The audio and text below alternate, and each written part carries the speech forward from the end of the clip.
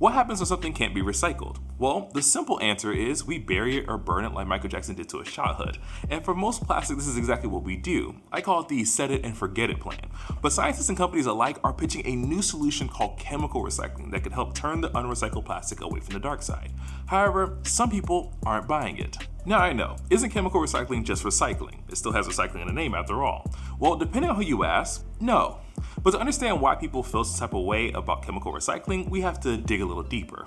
Chemical recycling, also called advanced recycling, is a process where materials such as plastic are broken down back into their building blocks. This is different from most of the recycling you are probably used to. Traditional recycling is actually called mechanical recycling, and this involves taking compatible plastic waste, mechanically shredding it into smaller pieces, and then reusing that to make the same or similar products, so turning old plastic bags and bottles into new plastic bags and bottles. However, there are some issues with this process. Mechanical recycling only works with certain types of plastics in certain ways. Oftentimes, plastics can't be mixed as this will affect the properties and behavior of the final plastic material.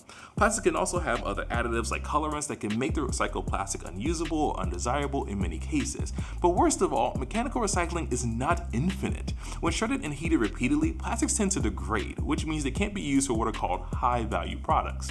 When plastics are no longer fit for the high-value stuff, they are downcycled. That means plastic will be used for something like carpet or outdoor furniture instead of a water bottle or a coffee cup. As the plastic is recycled more and degrades, it will eventually run out of uses and end up in a landfill or an incinerator. This is what happens in a perfect mechanical recycling world. We maximize the reuse of plastic until it runs out of uses. The promise of chemical recycling is that plastics at any point can be broken down back into their building blocks and remade like new or used for a different purpose entirely. Essentially, chemical recycling aims to hit the reset button and start over from the very beginning. This promises to even work for plastics that aren't recyclable, like PVC or polybutadiene.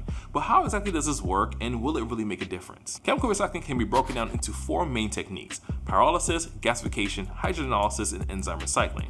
Don't worry, they sound a lot more complicated than they actually are. In fact, I've already made videos on two of these, so you check those out after this one. But we can start with one of them: pyrolysis. Generally speaking, pyrolysis is the breakdown of material using heat in the absence of oxygen. This process turns plastic into three things: ash, gas, and pyrolysis oil.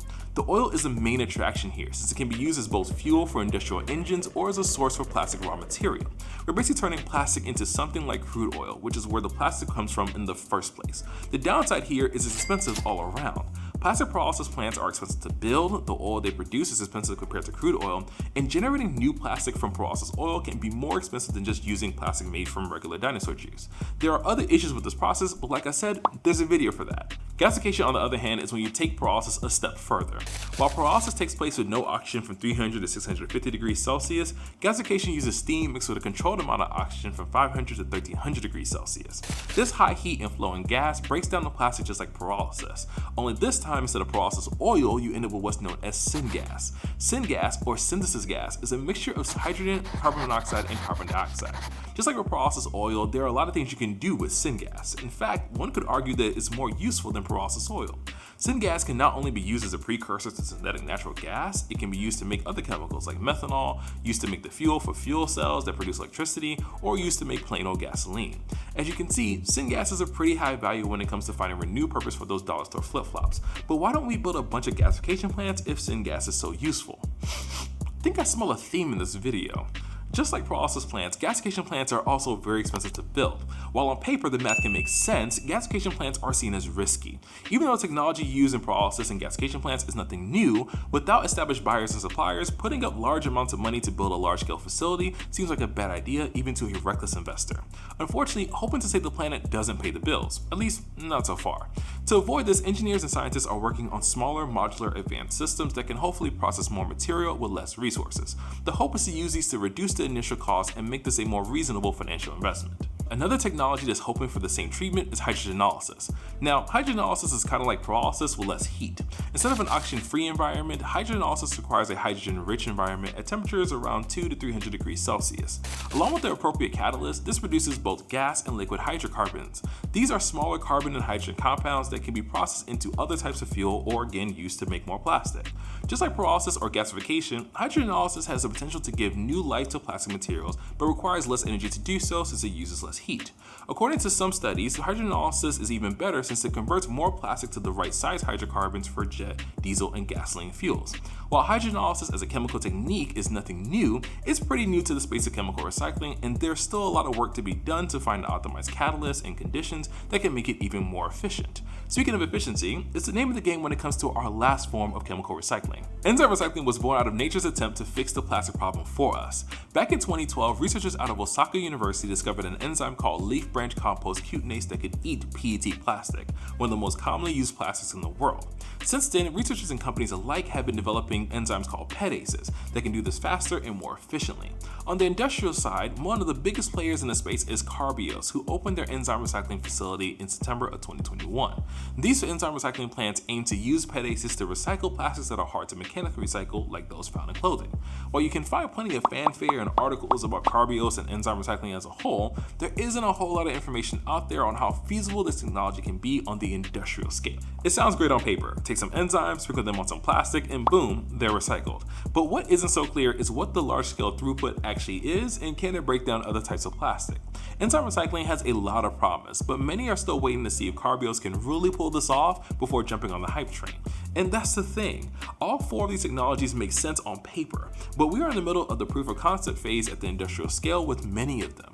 As plastic and oil companies try their best to push these as being sustainable and environmentally friendly, there are a lot of environmental advocates that feel otherwise. If you've been paying attention, most of these techniques have their value in producing fossil fuels, which means we're just exchanging one issue for another, taking away the plastic by increasing climate change.